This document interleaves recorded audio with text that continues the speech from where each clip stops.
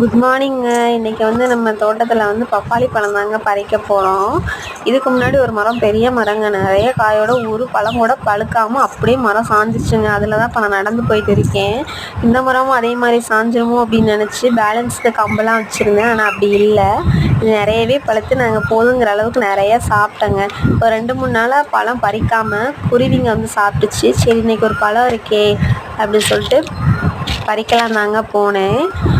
அதான் அந்த எந்த ஒரு பொருளுமே நம்ம இருக்கும்போது அதை கண்டுக்கிறதே இல்லைங்க. இல்லாத போது தான் அதை தேடுவோம். இருக்கும்போது அலட்சியம் அதிகமாக இருக்கும். முன்னெல்லாம் பப்பாளி பழத்துக்கு அவ்வளோ ஆசைப்படுவேன். கடைகளில் காசு கொடுத்துலாம் வாங்கி சாப்பிட்ருக்கேன்.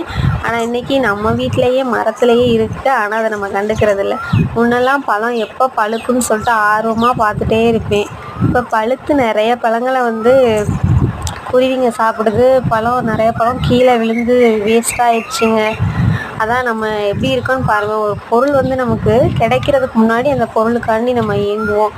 கிடைச்சதுக்கப்புறம் அலட்சியம் வந்துடும். அது மாதிரி தாங்க இது. இந்த பப்பாளி பழத்துக்கு மட்டும் இல்லை, நம்ம பொதுவாகவே மனிதர்கள் அப்படி தாங்க இருக்கோம். எந்த ஒரு பொருளுமே இருக்கும்போது அது அருமை தெரியாது. இல்லாத போது தான் அந்த பொருளோட அருமை நமக்கு தெரியுங்க. வாங்க பப்பாளி பழம் சாப்பிடலாம்.